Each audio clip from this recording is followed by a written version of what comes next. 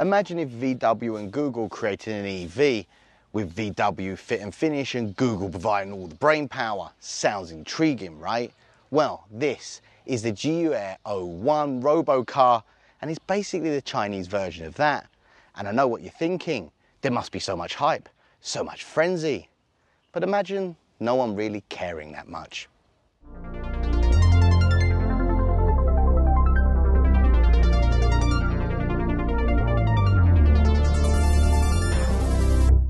The Jiyue 01 Robocar sits in a very tough price point here in the Chinese domestic market.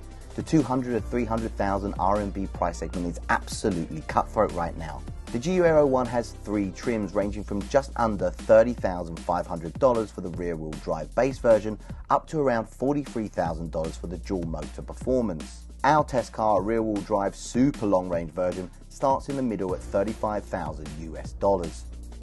Automotive journalists sometimes are the worst. We get frothy at the mouth thinking about getting behind the wheel of the next big thing, the thing that will light the internet alive, resulting in clicks, engagement and millions of views. And this car should have been just that. It's made in conjunction with Baidu, China's Google, the proprietor of driverless taxis, a tech conglomerate, and with a car maker that includes brands in its stable such as Volvo, Polestar and Lotus. It's kind of missed the boat. Don't get me wrong, there's some extremely impressive things about this EV, but time stands still for no man and no EV in the Chinese domestic market. The year since this was kind of announced and unveiled to when it actually started delivering, a top tier spec sheet is now looking pretty mid-level. There's not a bad angle on this car, but there's nothing really that gets me excited either. It's just kind of a smooth jelly bean all over. And in order to try and spice things up, they've gone the route of kind of Gundam style of writing silly things all over the car. I guess design-wise, with it being called the Robocar, you might have expected more fanfare. Take the front end, big fancy headlight cluster and an interactive LED light bar, but we've seen it all before. It's a bit overly sedate. The headlight units are probably the most interesting part up here, with some detailing for the daytime running lights, and they've labeled them. I'm not joking, look here. Robot Unit 1 and Robo Unit 2. Is that for me or for the service tech guy who doesn't know his left from his right? Might be a bit harsh to call the styling sedate, but in my mind something called the Robocar should be properly outlandish looking, like it seeps tech, like the Hi-Fi Z, although that didn't work out too well for them. Now I'm a fan of this very short front overhang and the fact that it's a clamshell bonnet. Now that's just nerdy geek stuff and Joe Bloggs isn't really that interested. On a side note though, this is only 4.8 meters long with a 3 meter long wheelbase. That's impressive. Most EVs with a 3 meter long wheelbase are at least 5 meters long. When you look down the side of this car, I think you can appreciate it's not that long with short overhangs at the front and rear, or rather the wheels being pushed completely to the front and back. You do have this kind of plastic cladding here to protect against aggressive car park incidences. But what I really like is this really aggressive rising belt line and also a roof line that drops into the back. It gives you an impression of a very, very sporty roof line without actually impacting headroom that much on the inside. Ooh, optical illusions. I feel the rear is split into thirds: glass, body color, and plastic. You have a huge wraparound 3D LED light bar, which kind of seems like a must-have in an EV nowadays. And of course, an integrated roof spoiler or an SUV, because everyone has one. And yes, mum, if everyone jumped off a bridge, so would I. Solidarity. I was a little unfair though earlier when I said it just looked like a jelly bean, because back here you have a really, really steeply raked rear windscreen, but it does cause some problems for the boot. That rear rake really impacts on the boot space. Now the numbers say that this rear is 710 litres, and with the seats down, it's over 2,100 litres. However, I'd argue that because of the rake, it's not a useful kind of dimension. It's very kind of triangular in here. It's quite long, but fairly shallow. There is some extra storage underneath the boot floor, but it's only really for a charging cable, although it is quite deep. Do you want to hear something comical though? The Jiyue 01 can be had with an auto-deploying spoiler that will deploy at 60 kilometers an hour. Now, if you're from a country that doesn't use kilometers an hour, that's a lot slower than it sounds. But apparently, you need the extra downforce at 37 miles an hour. Our car doesn't actually have it, so we better be careful doing those slow turns. Automatic doors are a nuisance, and I think we should petition to have them outlawed. In order to open an automatic door, you have to relearn how to open a door. Normally, you would stand here and pull the handle, but if you do that, instead what you have to do is you have to sneak up on the door in order to be out of its way. And that is fine if you like to chauffeur everybody who gets into your car. If not, good luck explaining to them they need to move out of the way so the door can open. Not only that, but if somebody parks reasonably close to you, they now become kind of manual doors without the convenience of a handle. Do you like fingerprints because the location of the door opening button here on the gloss black plastic means that between car washes you'll be able to identify every single passenger by simple CSI tactics. Now this is special. You can actually control the voice assistant from outside of the car, although you might look a little odd doing it. Hi, Simo. 我在。门打开。好的。 But in order to use the voice assistant to its absolute max, you need to be speed rapping like Busta Rhymes, like blah, blah, blah, blah, blah. Make sure that you put Busta Rhymes over me, otherwise I'm going to sound absolutely ridiculous. Hi Simo， 打开空调，打开收音机，打开车门，打开车窗。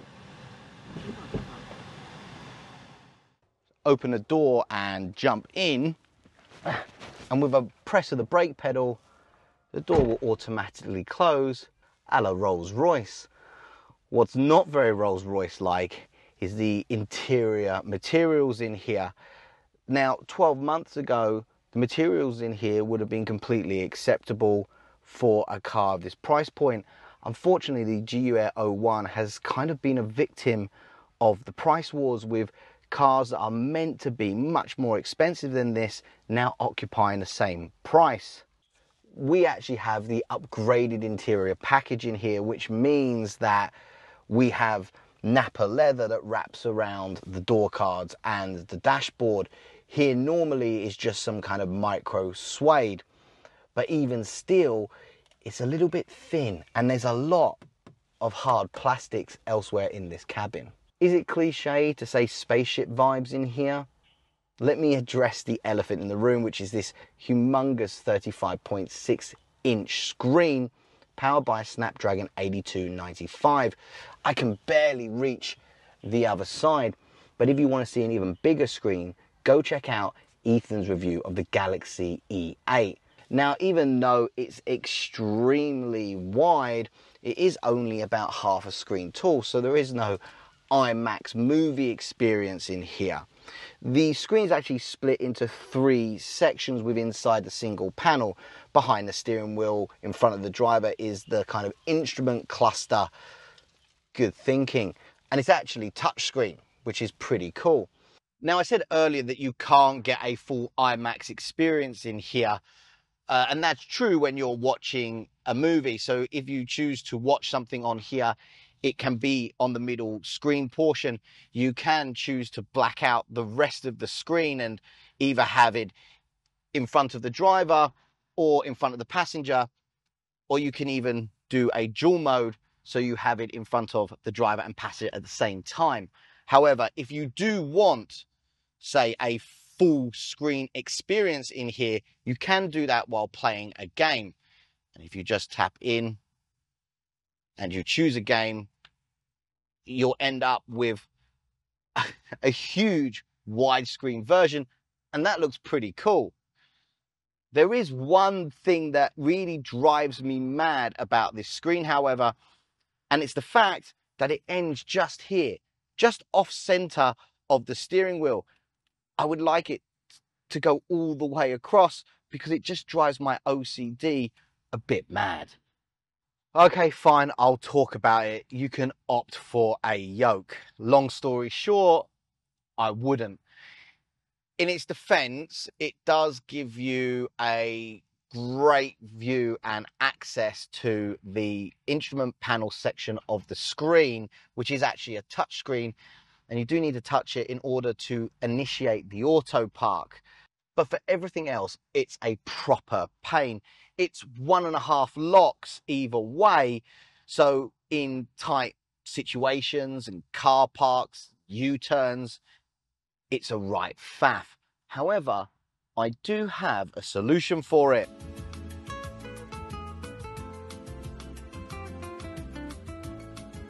I didn't say it was an elegant solution. Probably just opt for the wheel. There are no other buttons in this central area. Everything is controlled by that big screen, even the gear selector. And although there are buttons for indicating on the steering wheel, this car actually has automatic indicators. However, they only turn on when you're about halfway through a turn, so they're not really indicating anything because you're already doing it. I'm not a fan of these cup holders. They seem like an absolute world away. They're a proper stretch to get things in and out of them.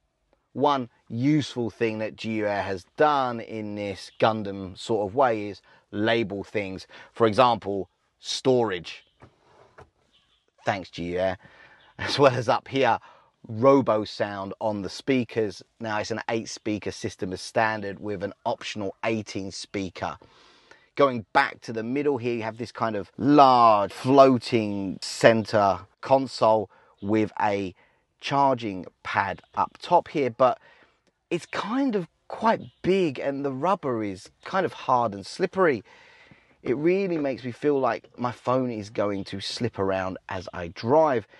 It's also only 15 watts, which is a little bit behind the times compared to everybody else that are pushing out single or dual wireless chargers with 50 watts. You have a split central storage back here. It's decently deep, couple of USBs and a 12 volt in here. Sitting in the back of the Jiyue 01, there is quite a lot of space back here. I mean, you'd expect it with a 3-meter long wheelbase. I've got loads of leg room to stretch out and I can easily get my feet under the seat in front. This seat actually is in the auto exit mode, so it would actually go forwards into my driving position once I started to drive the car, so there would be even more rear legroom space here. Headroom is also pretty good. I'm not that tall, 5'7", but still I've got 2 fists between me and the huge overhead panoramic roof, which is also tinted to try to keep it cooler in here. As for other features back here, you've got a small screen down there in the center, and that can control the 3rd zone AC as well as the music and obviously the volume. Below that, you've got a couple of USB-Cs and a pocket back here for something about this big. So not quite for a phone. You also have a reading light and a couple of cup holders here in a central armrest, which is nice and wide. The seats are actually pretty comfortable back here. They're kind of sculpted so you can get into a comfortable position, even though there is no recline back here or massage or anything like that, which sounds kind of ridiculous, but it's fast becoming a standard of premium cars. You also have access to the voice assistant back here. There's 4 zones inside the car as well as outside of the car. Hi Simo. 你说 窗户打开. 好的， Fast. Hi Simo. 你说开充电口. 好的， Now all Jiyue 01s have the same fast charging speed, 10 to 80% in around half an hour. What you might not have seen before is this. There are 4 LED lights down here on the rocker panel, and each light represents 25% state of charge. So we have 2 lights, therefore we have around 50% state of charge. The problem is you could just look at your app or your phone widget and see the state of charge to the percent. So I'm not sure why you need this. Feels a little bit like a gimmick to me. The Jiyue 01 has 3 trims. You can get the base rear-wheel drive single motor with a 71.4 LFP pack with a claimed 550 kilometers of range, or you can get this, the super long range rear-wheel drive single motor version with a 100 kilowatt hour NCM pack with a claimed 720 kilometers, obviously the longest range in the Jiyue 01. You can get the same 100 kilowatt hour pack for the performance model, but that's going to yield you a lower 660 kilometers claimed range. This super long range rear wheel drive model does the dash in 6.9 seconds, middle of the pack. The base rear wheel drive motor does it a tad slower at 7.2 seconds, and the performance version will chop that down to 3.8 seconds, 0 to 100 kilometers an hour. Both rear-wheel drive models have the same 200 kilowatt motor with 343 Newton meters of torque. The difference in acceleration comes down to battery size and thus weight. For that quicker acceleration, the performance models get an extra motor on the front axle, doubling power output to 400 kilowatts and 686 Newton meters. All trims come with a double wishbone front suspension and a multi-link independent in the rear, and both rear-wheel drive models use just springs. But the ride in this super long range version is well dampened, and it's comfortable in here. I was actually surprised about how much road communication you actually get driving this. Now, the top model, the performance model, does come with CDC, which this model doesn't have, so I can't speak directly to that, but going off of my previous experience with Geely products, I'll say that it probably rides really well. On road, this long-range single motor drove decently. Around corners it was steady and body roll was well controlled, but honestly the yoke was holding me back. I just didn't feel like I was adjusted to using it. Sometimes when maneuvering or tight turning, I'd reach for where the top of the wheel would be and giving myself a little fright when it wasn't there. Apart from that, this does everything right on road. The pedals are nicely weighted and the steering has a nice weight too. This car doesn't try to drive in a sporty way, not at least this rear-wheel drive model, but I'm all for that. Most buyers just want something that is comfortable and competent on road. Just skip the yoke. In terms of ADAS, the Jiyue 01 uses cameras, radar and ultrasonic radars, and as standard you get something called Robo Drive, which is basically a lane keep assist and ACC function. If you want Jiyue 01's full-blooded ADAS system, then you'll have to pay $7,000 to get the Robo Drive Max system. But right now, if you buy a Jiyue 01 before May 31st, they'll give it to you for free. ADAS was a big focus of the Jiyue 01 when it was announced, with joint venture owner Baidu providing their Apollo vision-only ADAS system. For those who don't know Baidu Apollo, it's the part of Baidu that's responsible for the Baidu driverless robo-taxis. Think Waymo. Correct me if I'm wrong, but I think Jiyue's Robo Drive Max is the sole vision-only, non-LiDAR ADAS system offering city NOA in China right now. Xpeng, Neo, Li Auto and Huawei all use LiDAR for their city ADAS, and well, Tesla FSD Beta isn't here yet. Now that Robo Drive Max, basically Jiyue's FSD Beta competitor, is available right now as a beta option in a few major cities in China. But Jiyue say that in the second half of 2024, it will go to a full public release, and it will be available anywhere that Baidu has HD maps. And with Baidu being one of the largest map providers in China, that's going to be many, many places. In the Chinese EV market, speed is key. Today's standout features are everyone's norms tomorrow. And I just feel for the Jiyue 01, it was a little bit slow off the starting blocks. It's an interesting joint venture between Geely and Baidu with its fantastic voice assistant and promises of leading ADAS by Baidu. I expect interesting things from this joint venture going forwards.